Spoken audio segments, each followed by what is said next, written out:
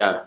Hey guys, it's Jason from BodyWorx. Today I just wanted to quickly talk you through how we do the biofeedback sessions for kids that experience bedwetting, urgency with urination or trouble controlling, and also for constipation.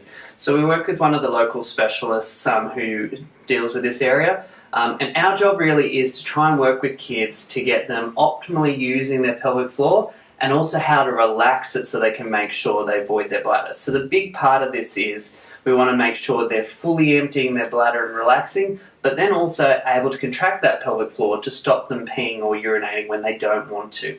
So I've got our lovely receptionist Maddie here to help me today because I needed a model, and it was easy to get my receptionist rather than a child. And what we use is this biofeedback machine. So the big thing I always say to kids is it's nothing scary what we're going to do.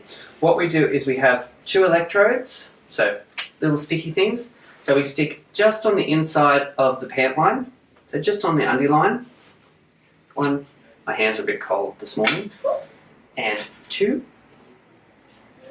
And then we have 1 tracer electrode, so just one that we put somewhere else other than the tummy, so we can either put on the leg or on the arm. I've put it on a child's forehead before because they insisted, it still worked.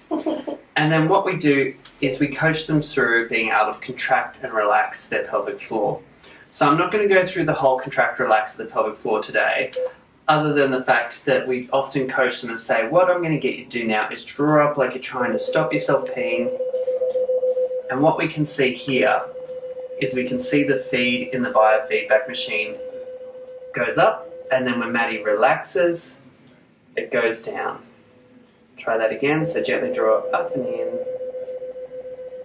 and then relax, and it goes down. So what we're looking at with this is we want to measure and see whether they can gently contract and hold the pelvic floor on for 3 to 5 seconds, and then relax it for 3 to 5 seconds. It's really important to be able to relax fully out. The big part of that is we want them to be able to stay relaxed in between those contractions, because what we do know is that when you contract your pelvic floor, that sends a message to your brain to say, I want to stop peeing. Now the problem with that is if you haven't fully emptied your bladder, it can create a habit in your bladder or a way that it works so that when you're peeing, it only ever half empties. Now, we call this bladder retention, and that can result in urgency and incontinence because you're still half full even after you've gone to the toilet, and that's why some women and kids will then, especially women, men do as well, but it's more common in women, will go to the toilet and then half an hour to an hour later feel like they need to go again because they haven't either fully emptied or their pelvic floor is not working enough and a little bit of that urine has escaped into the urethra and it's giving you that sensation you need to pee. The other issue with having that urine retention is it can end up causing urinary tract infections, bladder infections, and in serious cases, kidney infections. And the signs for those are not always obvious. So some kids may have those bladder infections, but it may not be obvious until they start to get really sick.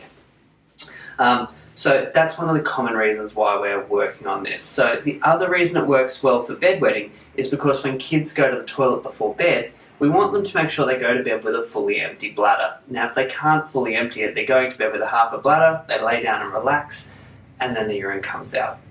Other really good, quick, simple little tips I always say to parents is try and limit your child's water intake in the last hour or 2 before bed, and try and make sure they go before going to bed, sort of thing. So really, their last drinks are at dinner, not a big glass of water right before bed, sort of thing.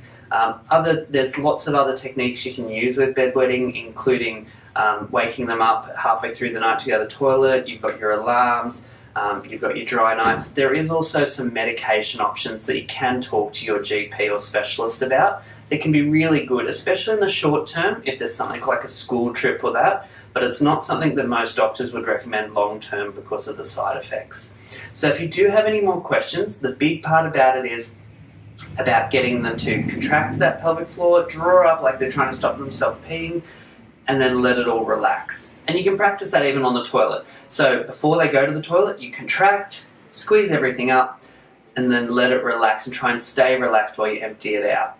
Really good tips for going to the toilet is making sure their feet are flat on the ground, even if you need to put a box or something under the toilet, because if your legs are swinging in the air, you have to switch on your pelvic floor to be able to hold everything in and hold yourself upright.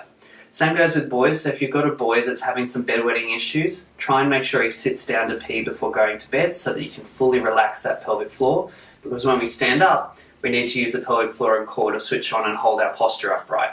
So even though it's not the ideal way later on as we grow up, to start with, if they're having problems bedwetting, get the boys and the girls to sit down to pee, especially before bed at night. So I hope that helps. If you've got any more questions, you can have a look on our website or give us a call on 4952-7033 and come in for one of the biofeedback sessions, either with myself or Ryan, and we can work through it with yourself and your child to give you some homework and some great tips to use at home. Thanks and have a great day.